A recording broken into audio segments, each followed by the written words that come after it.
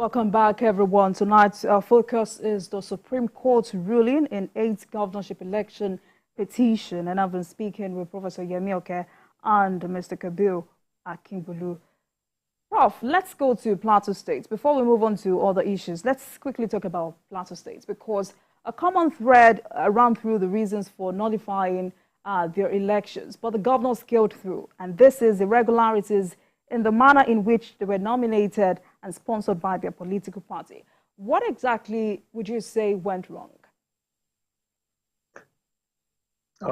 First, let me say this, that it wasn't as if what the petitioners canvassed were wrong or untrue.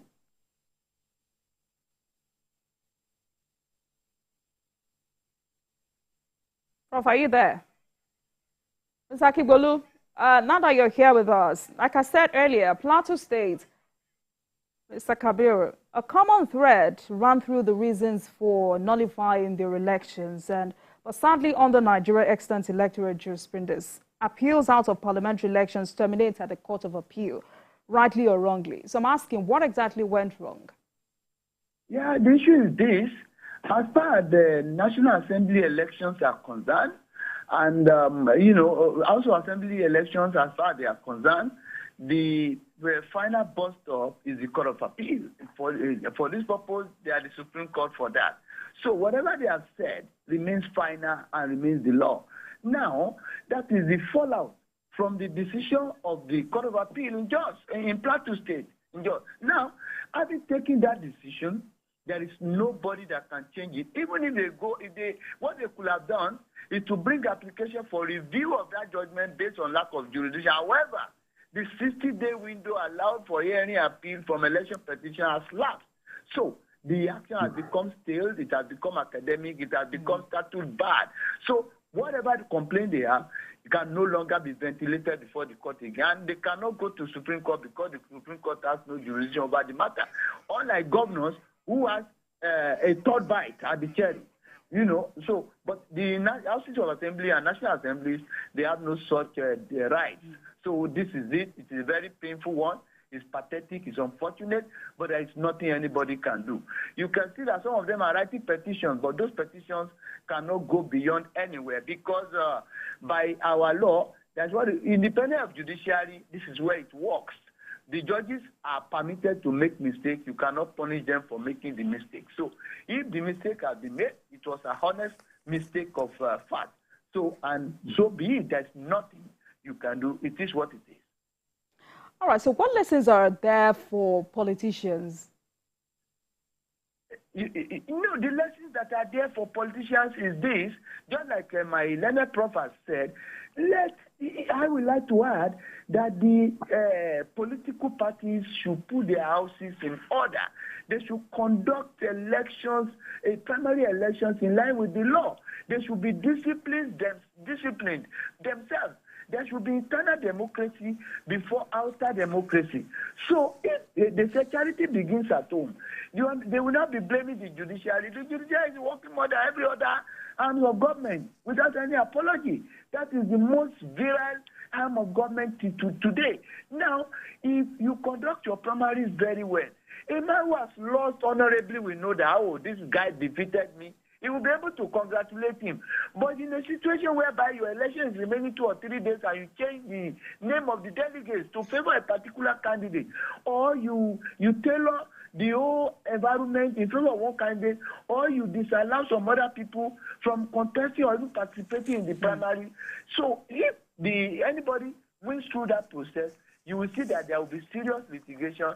You will see that there will be a lot of fallout from that primary election, and the party will not enjoy it, and they will bring the matter to court, and at the end of the day, the court we have to make a decision one way or the other. And the same party will come and say, oh, Supreme Court or Court of Appeal is trying to force a candidate who do not like or not. This is it. So you have to put your house in order before you blame others. All right. So earlier you also talked about mistakes in the discharge of court judgments. Let me ask you, how do we move away from clerical errors in the discharge of court judgments in this country? Well, let me tell you, it's just to let the judiciary and the workers of the judiciary or the judicial workers to be more, to be more attentive to details. They should scrutinize documents before they release it. You can see the events that happened in Kano, rightly or wrongly. What was given out was different from what was delivered in court. That is it's a black day for judiciary. It's not a good thing. It is painting the judiciary in bad light. It may be a mistake, a clerical error due to one clerk or whoever, but then the judges ought to do more by vetting their documents before they are released to the public. They should, leave. They should be up and doing so that things, and let them make sure that as you are delivering your judgment, the judgment is ready immediately. I have seen cases that I have done that from Court of Appeal Lagos, they had to tell me to come to Court of Appeal Lagos to come and take judgment for more than 2 months. We couldn't get the judgment and we keep on applying. It's not supposed to be deep.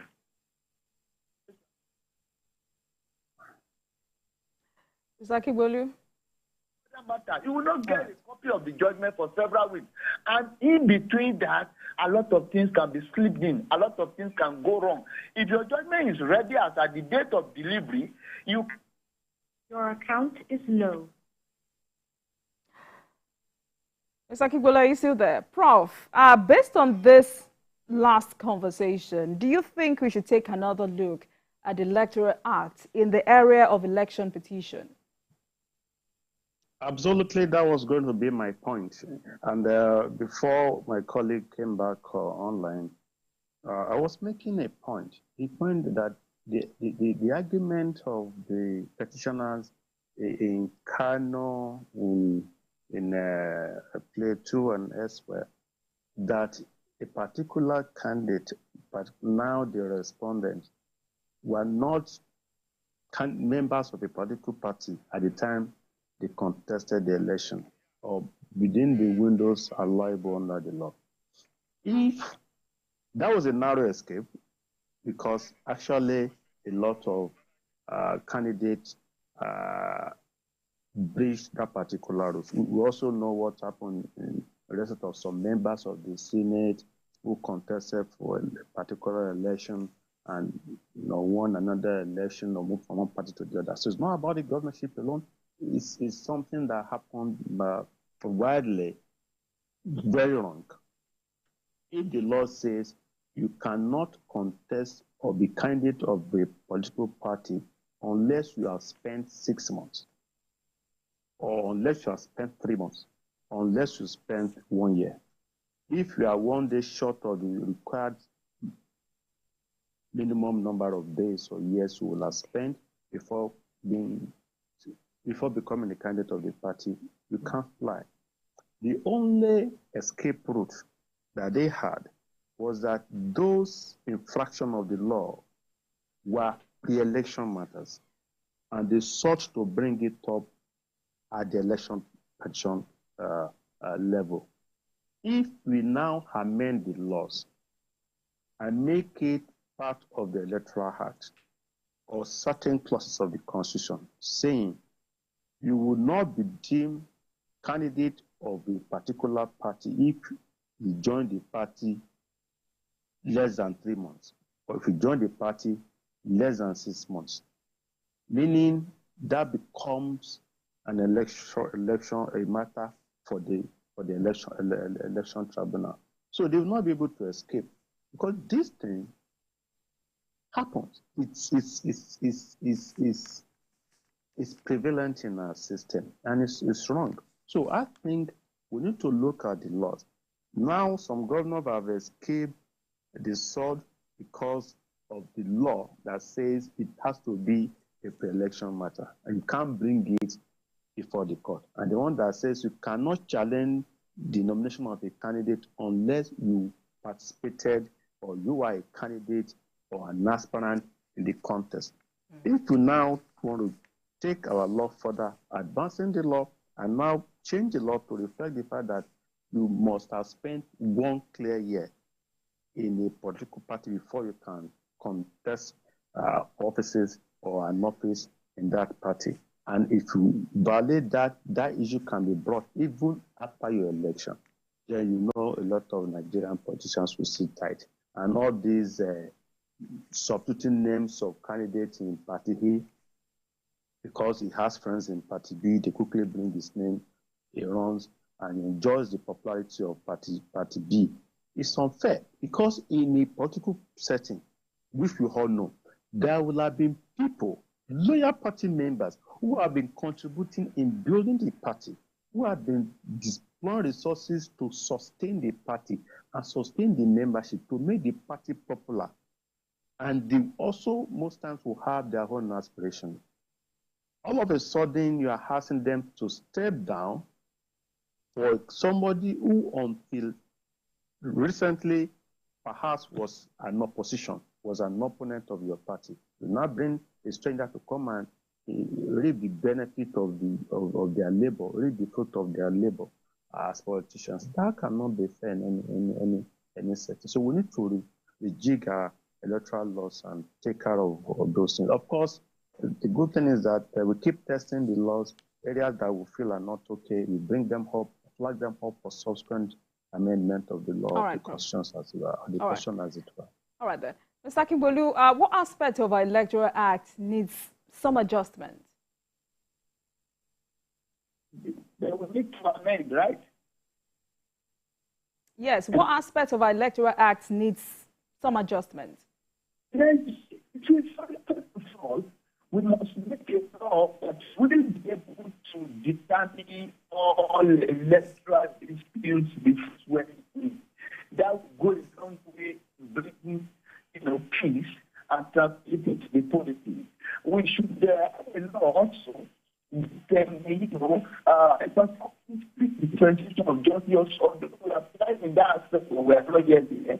We're not in the we have put in the province stand. I think the 6 months window allowed for the tribunal is too much. The Second Republic is 30 days to file your election petition, and I think it's 30 to also 8. Later, it was several years. Like to state in 2007 election petition, the target of our election took 3 years to 5 months. The one of 3 years, 6 months. The one of 2 months took 1 month. The one of maybe go to 20 months and so on and so forth. But the time you must finish in 6 months. That 6 months should not be more than 60 days. Because people not be more than 30 days, because should not be more than 30 days. So at the end of the day, we have 4 months. After get 10 months, after get 1 year. So I think we should do that one. That aspect. Again, this aspect of asking we should try to primarily. It's not less taking away the right of the parties to keep the political, representatives. They are political parties for crime themselves. They don't have their party. This is the one they want. They don't want to see their primary. What is the general government? They don't want to conduct industrial conduct.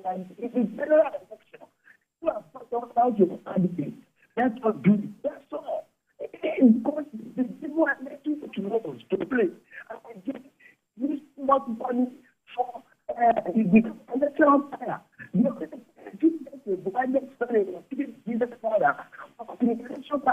It's not supposed to be so.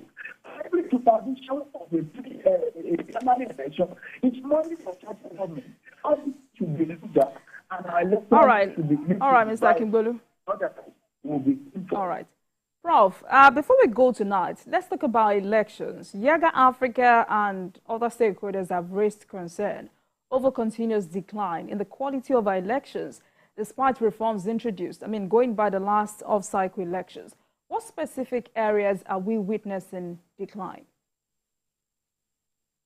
I thought you were going to give me the opportunity to talk about areas that would need to reform. Of course, then I will briefly mention that and talk about what you said. One, talking about areas that we need to reform. One, we need to now start to look seriously in the direction of e-voting.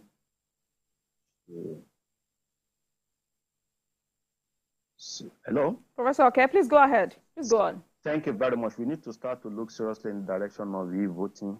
That is important. Real-time e-voting so that results are declared there and then, and winner or loser will know and take their cases right from there. And you print the result electronically for candidate, which is pre-certified anyway, as printed. That's one. Two, we need to legislate against cross-carpeting even after the election. Somebody can pass from a political party, from party A, and it gets to the Senate or the national or the House of Reps or Assembly, crosses to party B, the opposition party. We need to look seriously into that. Also, we need to legislate the fact that before you can stand as candidate in an election of any political party, you must have been. Hello? Prof, please go ahead. We can hear you. Thank you very much. Before you can stand as candidate of a political party, you must have spent not less than 1 year in that political party. Then we need to tighten the belt about monetization of our political activities. And then all these issues, particularly cross-carpeting, membership, should be made pre or post-election matter so that they can run through the course just like a normal petition at the tribunal. Then the last point you asked about Yaga and the aspect, I guess I've addressed it because Yaga's concern was that RF, despite the noise about RF, and the sort were not transmitted every time. And then the law, that was not part of the law because the law has not provided expressly for e-transmission of results. So I guess my first reaction will address both the e-voting and e-announcement of results. All right. Thank you so much, Prof. This is where we need to round off. Thank you so much. I've been speaking with Professor Yemi Oke of the Faculty of Law, University of Lagos, and a constitutional lawyer, Kabir Akingbolu, are our guest for tonight as we focus on the Supreme Court ruling in 8th governorship election petition. Gentlemen, thank you so much for joining us on Politics Tonight. Thank you, Prof. Mr. Akingbolu, thank you so much. Right, and thank you so much for watching. That marks the end of today's episode of Politics Tonight. But the conversation continues from here. Get in touch with us on X at TVC News NG and at Olajumoke WO using the hashtag Politics Tonight. We're also on YouTube at youtube.com/TVC News Nigeria. I am Olajumoke Olatuji. See you tomorrow.